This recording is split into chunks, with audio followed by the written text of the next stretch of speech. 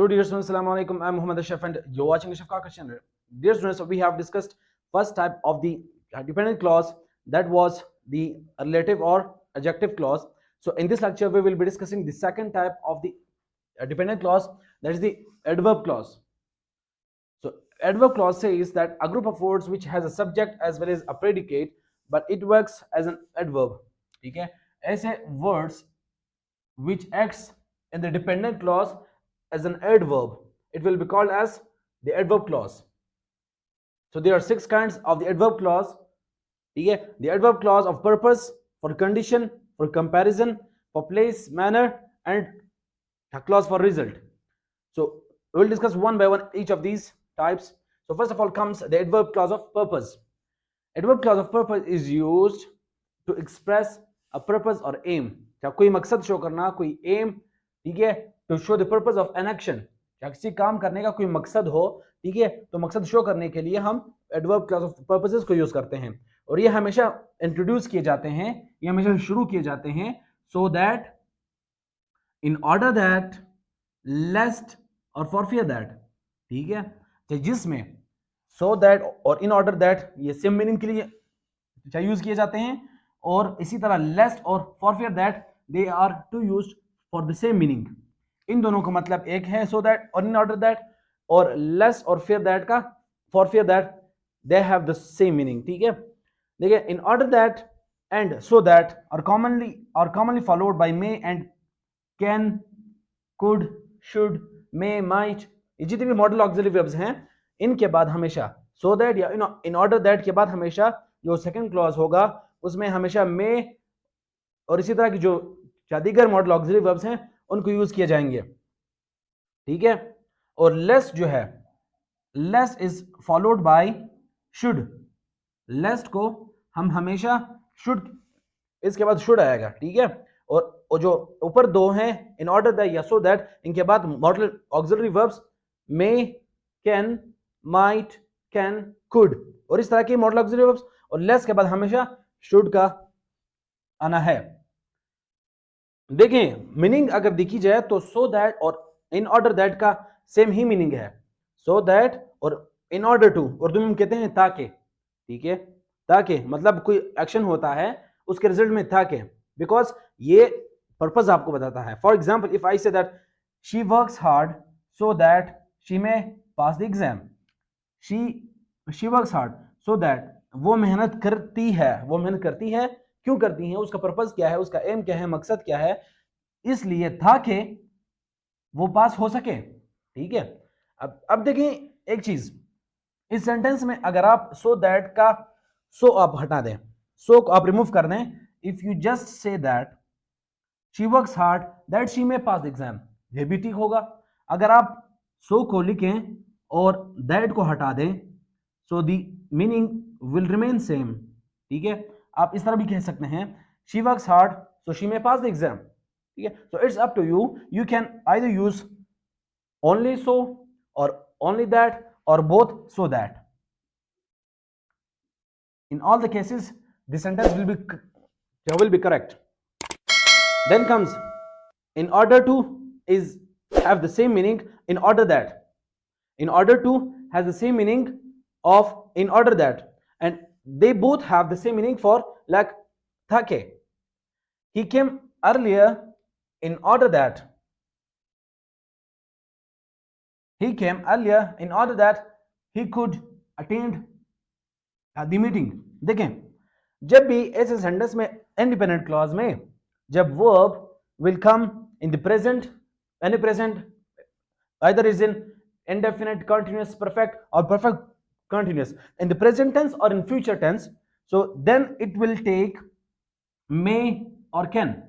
और जब independent clause का वर्ब जो है, मेन वर्ब जो है वो पास में आ जाए, तो सो दैट इन दैट केस जो डिपेंडेंट क्लॉज का मॉडल ऑक्सिलरी वर्ब होगा वो भी पास में जाएगा. ठीक है, तो आपने ये सेंटेंस जो वर्ब एग्रीमेंट को नजर में रखना है कि भाई जब प्रेजेंट में हो तो it will also come in the present form, और जब पास में आ जाए इसका main verb it will also come in the past. देखिए लेस और शुड इज इक्वल टू और have the same meaning for fair that, और ये हमेशा फॉलोड होते हैं शुड के बाद। उर्दू में हम कहते हैं कि भाई कहीं ऐसा ना हो, खुदा ना खास्ता। Like for example, work hard lest you should fail, work hard lest you should fail, ठीक है। अच्छा, शुड अगर आप हटा भी दें तो it will remain same in the meaning, work hard lest you fail, hurry up लेस्ट you should miss your बस, ठीक है। तो जल्दी करें, कहीं ऐसा ना हो खुदा ना खास्ता आपका बस मिस ना हो जाए या आप बस या मिस ना कर सकें। So dear students, the next type and the second type of the adverb clause, that is called the adverb clause of condition, ठीक है।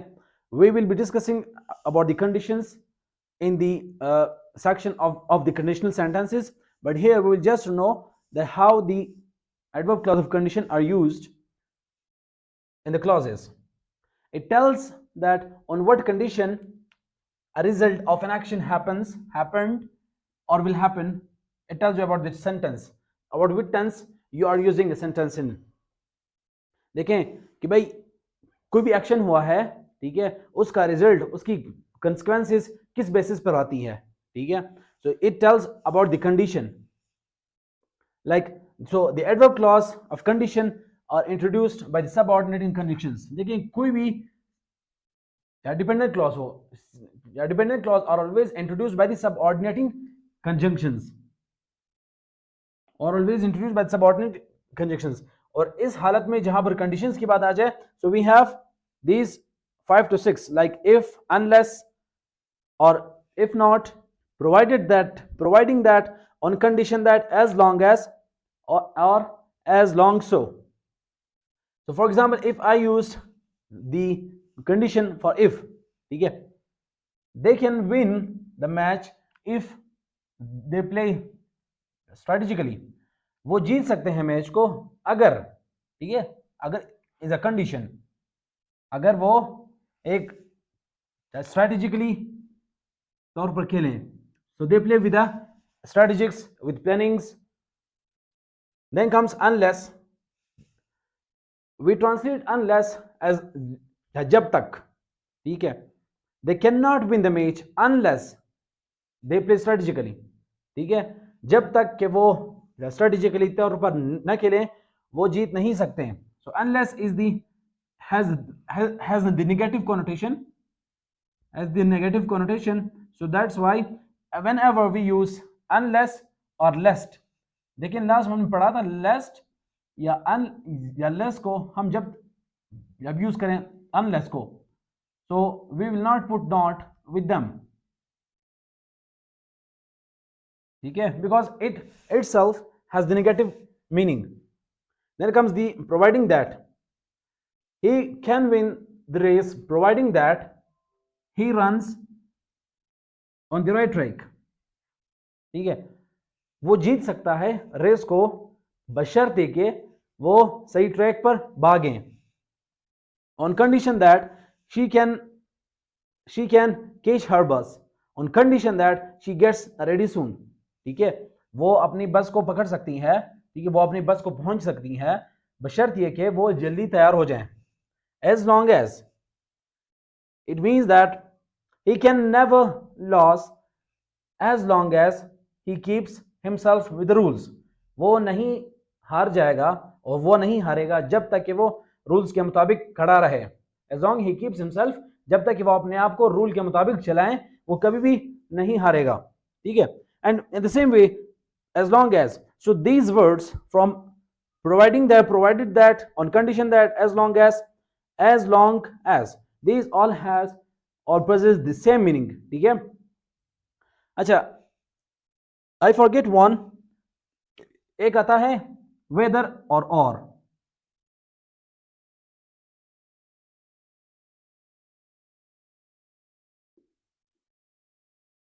whether or is the correlative conjunctions, ठीक है। if I say that she can pass the exam whether she works hard or not, whether she works hard or not, he can win the match or they can win the match whether they play they play strategically और not, ठीक है। अब इसमें आएगा on a condition that वो मेहनत करे या ना करे, वो हर हाल में जीत जाएंगे, ठीक है। वो मेहनत करे या ना करे, वो हर हाल में एग्जाम पास कर जाएगी। वो शी कैन, वो जल्दी तैयार हो जाए या ना हो जाए, she gets soon very well, she get ready soon early और not, on every condition she can catch her bus. So dear students, now the third type of the adverb clause is called as the adverb clause of comparison. Whenever we compare persons, animals, things, जब भी हम persons को, animals को या इसी तरह things को आपस में compare करते हैं on the basis of equal as well as unequal basis. So equally या unequally कोई भी अशखास को, एनिमल्स को या चीजों को हम कंपेयर करते हैं, that will be called as the adverb clause of comparison, ठीक है। So there are two types of the comparative clauses, one is the as clause and the other is the then clause. So and clause can be compared on two types on the basis of equal comparison as well as unequal comparison, while then clause can only be compared by the unequal comparison. देखिए equal comparison कैसा होगा, दो दो चीजों को बिल्कुल equally basis पे compare करते हैं। Like for example if I say that Arabic language is as vast as the English is, Arabic language इतनी ही वास्ट है, इतनी ही वसी है जितने के इंग्लिश लैंग्वेज है। So here I have compared equally the Arabic as well as the English, English और अरबिक का इक्वली मुआवजा किया गया है, ठीक है। Then comes she is as intelligent as her elder brother. अब यहां पर बड़े भाई का छोटी बहन से मुआवजा किया गया है on equal basis. Then comes the unequal comparison. Unequal comparison में हमेशा one is the side of balance is higher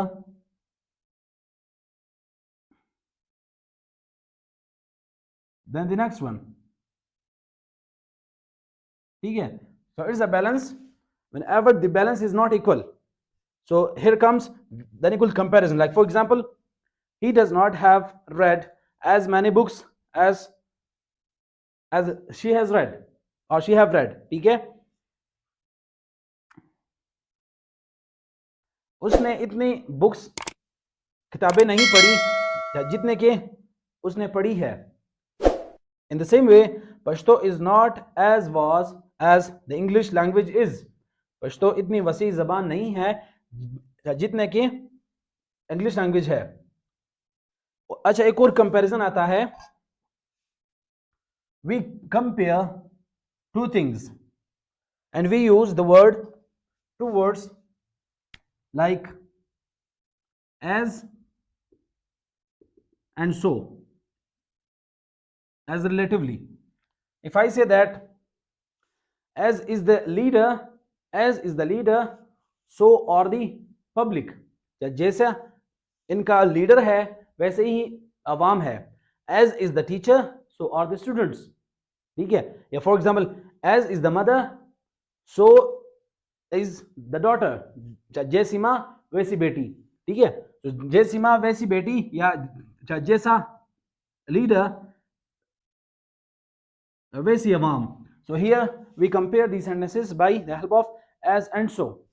On the other hand, if we see towards the then clause, it will only compare two things, two persons or two animals on the unequal basis.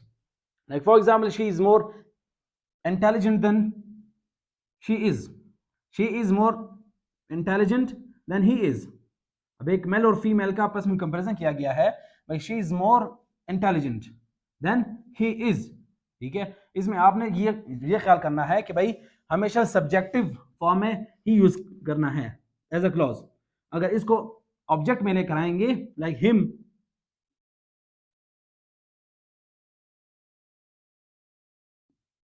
ठीक है, the objective form of the as the objective pronoun, so then it will be the informal way of writing. So one thing to be remembered in mind, that whenever two things are compared, instead of putting the objective form of the verb, there should be the subjective pronoun. she is more intelligent than he is, and he drives faster than he does. ठीक है, वो उससे ज्यादा तेज drive करता है. In the same way देखें, then के दो इस्तेमाल आते हैं. देन को अगर आप यूज करते हैं, for example he is better than I am, so I am became a clause because it has the subject as well as the verb. Then it will work in this case, then it will work as a conjunction. ठीक है, जब then के बाद अगर clause use किया जाएगा तो then will be called as the conjunction. अगर he is better than me, अगर ऑब्जेक्टिव प्रोनाउन यूज किया जाएगा, ऑब्जेक्टिव प्रोनाउन और ऑब्जेक्टिव प्रोनाउन के तौर पर यूज किया जाएगा, then this then will be called as the preposition. ठीक है, देन को अगर क्लॉज से पहले यूज किया जाएगा, it will be called as the conjunction. As अगर देन के बाद हम ऑब्जेक्टिव फॉर्म यूज करेंगे और द ऑब्जेक्टिव प्रोनाउन यूज करेंगे, so then will be used as a preposition. So thank you so much for watching. So this was all about the 3 types of the adverbial clause. So next type will be discussed in the upcoming lectures.